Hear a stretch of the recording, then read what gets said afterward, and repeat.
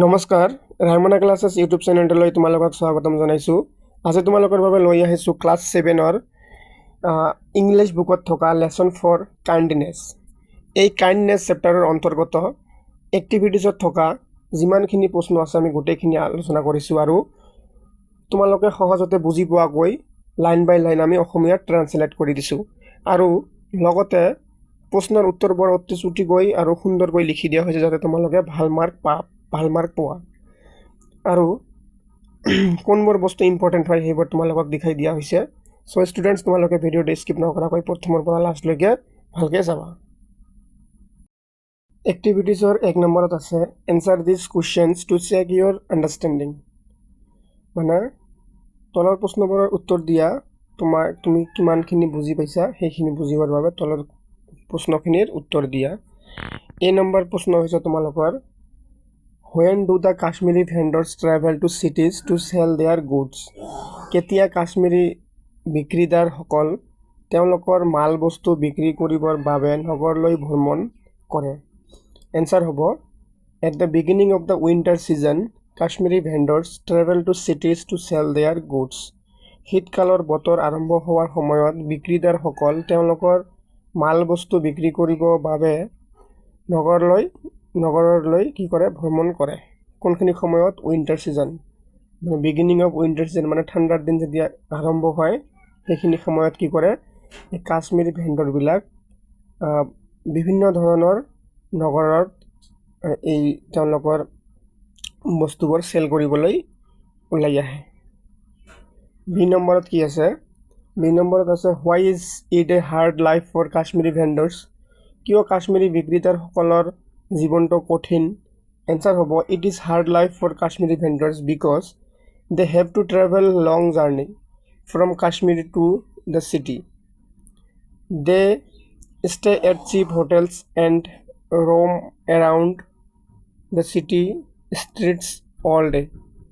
They are bent with the heavy loads on their backs. They also have to look for buyers. কিয় তেওঁলোকৰ জীৱনটো কঠিন হয়? কাৰণ হ'ল কাশ্মীৰী বিক্ৰেতাসকলৰ জীৱনটো কঠিন কাৰণ তেওঁলোকে কাশ্মীৰৰ পৰা নগৰলৈ দীঘলীয়া যাত্ৰা কৰিব লাগে। এইটো এটা। তাৰপিছত কি কৈছে তেওঁলোকে সস্তীয়া হোটেলত থাকে আৰু দিনত নগৰৰ ৰাস্তাৰ চাৰিওফালে ঘূৰি ফুৰে। তেওঁলোকে বেকা হৈ পিঠিত বোজা লৈ ফুৰিব লাগে। তেওঁলোকে গ্ৰাহকৰ সন্ধানত চকু দি ফুৰিবও লাগে।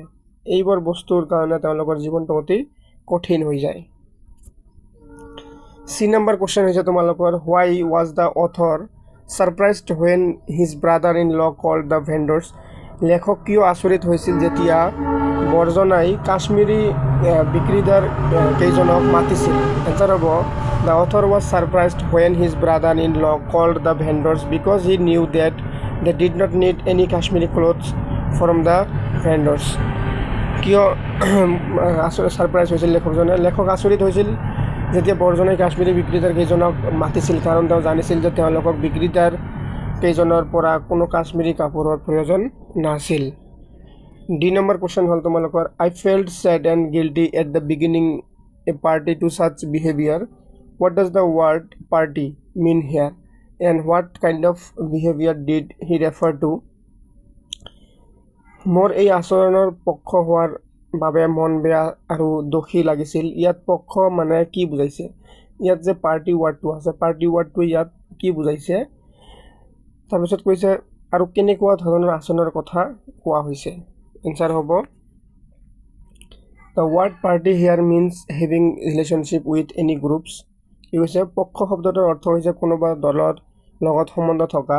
According to the author his brother in law called the vendors for no' reason. কি কৰিছে?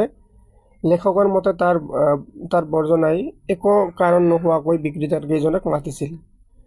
হিজ ব্ৰাদাৰ ইন ল would just examine their clothes and would send them back. Thus the author did not like that behavior. কি কৰিছিল? লেখকৰ মতে তাৰ বৰজনাই কি কৰিছিল? একো কাৰণ নোহোৱাকৈ বিক্ৰেতাৰ কেইজনক মাতিছিল। তাৰ বৰজনাই অকল কাপোৰবিলাক নিৰীক্ষণ কৰি আৰু তেওঁলোকক ঘূৰাই পঠিয়াই দিব পাৰে সেইবাবে লেখকে এই আচৰণ ভাল পোৱা নাছিল। ই নম্বৰ প্ৰশ্ন তোমালোকৰ এক্টিভিটিছত থকা হু ৱাজ কাইণ্ড দয়ালু আছিল, দয়ালু কোন আছিল? What was his deed of kindness? তাৰপিছত কি কৈছে তেওঁৰ দয়াৰ কাৰ্য কি আছিল? ইয়াত কৈছে কোন দয়ালু আছিল আৰু তেওঁৰ দয়াৰ কাৰ্য কি আছিল? এনসাৰ হ'ব the author's brother-in-law was kind. লেখকৰ বৰ্জনা কি আছিল? দয়ালু আছিল। এই লেখকজনৰ ব্ৰাদাৰ ইন ল অৰ্থাৎ ঘৈণীয়েকৰ ভাই কি আছিল? দয়ালু আছিল। আৰু তেওঁৰ দয়াৰ কাৰ্য কি আছিল? He called the Kashmiri vendors with an intention to feed them. He called his wife and asked her to serve hearty meal to them. আৰু কি তেওঁৰ কাৰ্য কি আছিল? তেওঁ কাশ্মীৰী বিক্ৰেতাৰ কেইজনক ভোজন কৰাৰ উদ্দেশ্যত মাতিছিল। তেওঁৰ নিজৰ পত্নীক মাতে আৰু স্বাস্থ্যকৰ খাদ্য তেওঁলোকক দিবলৈ কয়। এইখিনিতে তোমালোকৰ প্ৰশ্নৰ উত্তৰবোৰ কৰা শেষ হ'ল। এতিয়া আমি চাম 2 নম্বৰত কি আছে। 2 নম্বৰত কৈছে Here is some information about the Kashmiri vendors and the author's brother-in-law. Rewrite them in the correct columns according to what you have understood from the story. ইয়াত কৈছে ইয়াত কিছুমান তোমালোকৰ পাৰ্টটোৰ পৰা কিছুমান এই কাশ্মীৰী ভেণ্ডৰ্ছ বা কাইণ্ডনেছ পাৰ্টটোৰ পৰা এই গল্পৰ পৰা কিছুমান লাইন উঠাই দিছে। এই লাইনবোৰ তলৰ কোনটো লাইন মিলিব? ইয়াত আছে কাশ্মীৰী ভেণ্ডৰ্ছ আৰু কি আছে? ব্ৰাদাৰ ইন ল। কোনটো কলমত কোনবোৰ গল্পৰ লাইন মিলিব ইয়াত লিখিব লাগিব। ঠিক আছে, মই তোমালোকক তলত সুন্দৰকৈ এনসাৰ লিখি দিছোঁ। যেনেকৈ প্ৰথমতে আছে কি কাশ্মীৰী ভেণ্ডৰ্ছ, কোনবোৰ লাইন কাশ্মীৰী ভেণ্ডৰত হ'ব এনেকৈ দিয়া আছে আৰু কোনবোৰ লাইন ব্ৰাদাৰ ইন লত হ'ব। ইয়াত তোমালোকে বুজি পাইছানে? ইয়াত চোৱা তোমালোকে এই ইয়াত থকা লাইনবোৰ কোনটো ক'ত হ'ব? ইয়াত হ'ব নে ইয়াত হ'ব? মই তলত একেবাৰে এনসাৰ লিখি দিছোঁ, চাই ল'ম এবাৰ আমি। কাশ্মীৰী ভেণ্ডৰ্ছত কি হ'ব? Travel from Kashmir to different cities, stay at hotels with minimum facilities, walk around the city on foot to sell their goods. আৰু ব্ৰাদাৰ ইন লত কি আছে? ব্ৰাদাৰ ইন লত আছে asked vendors to show their goods, did not intend to buy anything, asked wife to serve food to the vendors, made the offer of food look unplanned. এনেকৈ easy আছে, মই তোমালোকক সুন্দৰকৈ লিখি দিছোঁ কোনবোৰ লাইন কোনটো মানে কলমত হ'ব। এইবোৰক কলম বুলি কোৱা হয়। আৰু এই শাৰীবোৰ কোনবোৰ লাইন হ'ব তলত এনসাৰ দিয়া আছে, তোমালোকে ভালকৈ বহীত লিখি ল'বা, পাই যাবা। এতিয়া আমি পঢ়িম 3 নম্বৰ। 3 নম্বৰত কি কৈছে? Rearrange the sentences according to the order in which events happened in the story and write them in your notebook. কাহিনীৰ ঘটনাবোৰ কি কৈছে? ঘটা মতে বাক্যবোৰ অনুসাৰীকৈ পুনৰ সজোৱা আৰু সেইবোৰ বহি এখনত লিখি থোৱা।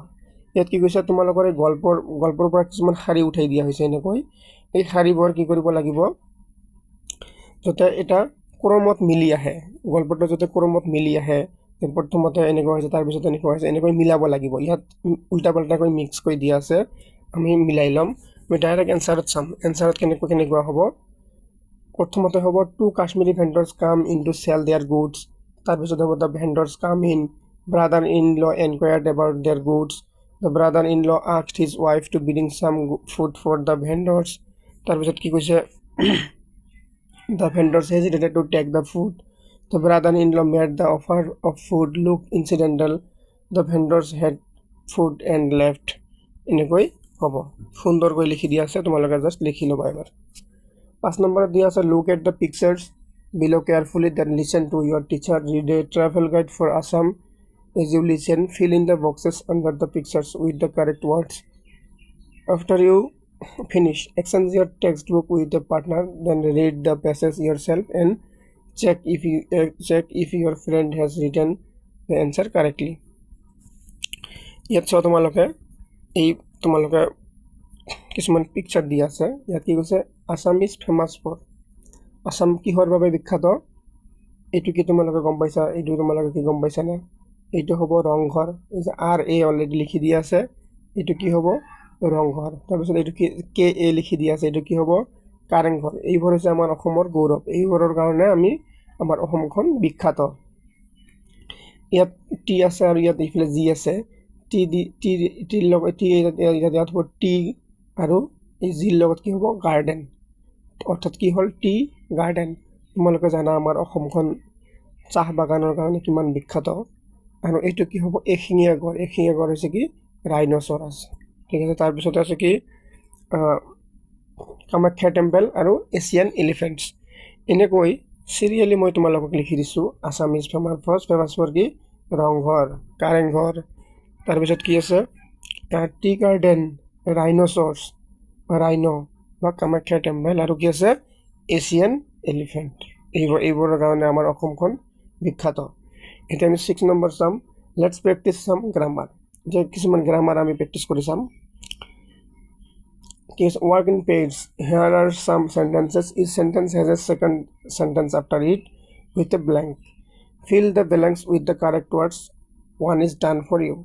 ইয়াত কি কৰিছে দুটা সেন্টেন্স দিয়া আছে আৰু তাৰে এটা সেন্টেন্সত কি আছে খালি ঠাই দিয়া আছে পূৰ কৰিব লাগিব যেনেকৈ ইয়াত এটা এক্সাম্পল দি কৰি দিছে দেখাই দিছে তোমালোকক ইয়াত চোৱা দুটা সেন্টেন্স আছে the words were carried on the back of the younger vendor এইখিনি এটা সেন্টেন্স আর কি আছে হি carried the words on dash back দুটা সেন্টেন্স আছে তার এটা কি আছে খালি ঠাই দি আছে এই খালি ঠাইখিনি পূৰ কৰিব লাগিব এতিয়া আমি এনসাৰবোৰ কৰি লম এনসাৰ ডাইৰেক্ট কৰি দি আছে কি এই নম্বৰত the words belong to the Kashmiri vendors their words এই ড্যাশ এই খালি ঠাইত কি হ'ব দেয়াৰ হ'ব বি নম্বৰত কি হ'ব খালি ঠাইত হিজ হ'ব the words were carried on the back of the younger vendor he carried the words on his back তাৰপিছত সি নম্বৰত কি হ'ব সি নম্বৰৰ খালি ঠাইত হিজ হ'ব the author's brother-in-law called out the vendors he called them into his house D নম্বৰত কি আছে the author was unhappy when the brother-in-law called in the Kashmiri vendors he thought I do not want to buy anything and waste his money ইয়াত খালি ঠাইত কি হ'ব his হ'ব D নম্বৰৰ খালি ঠাইত তোমালোকে হিজ লিখি ল'বা এতিয়া আমি 7 নম্বৰত চাম কি আছে read the text once again find out the nouns that have been qualified possessive determinants and complete the table given below one example has been given done for you ইয়াত তোমালোকে এইখিনি তোমালোকে কৰি ল'বা আৰু তোমালোকৰ পৰীক্ষাৰ বাবে ইম্পৰ্টেন্ট হৈছে এইখিনি এই প্ৰেক্টিস কৰাখিনি now practice using some more determinants fill in the blanks with the appropriate possessive determinants one is done for you তোমালোকৰ 7 নম্বৰৰ এইখিনি কৰি ল'বা আগত মানে পৰীক্ষাৰ বাবে এইখিনি ইম্পৰ্টেন্ট বেছি আৰু ওপৰৰ তোমালোকৰ স্কুলত দৰকাৰ হয় তোমালোকৰ ছাৰ বাইদেউহঁতে কি কৰিব এইবোৰ কৰি দিব আৰু এক্সামৰ কাৰণে এইখিনি ইম্পৰ্টেন্ট এইখিনি কাৰণে মই কৰি দি আছো ইয়াত কি কৰিব লাগিব এই খালি ঠাইবোৰ পূৰ কৰিব লাগিব কিহেদি পূৰ কৰিব লাগিব এইটো চোৱা তোমালোকে আনসাৰ চোৱা the words belong to us they were our words 2 নম্বৰত কি আছে the words were carried by you carried the words on your back ইয়াত খালি ঠাইত কি হ'ব 2 নম্বৰৰ your 3 নম্বৰত কি হ'ব your হ'ব I am writing a book it is your book 4 নম্বৰত আছে the Korgis are a proud people they are known for their pride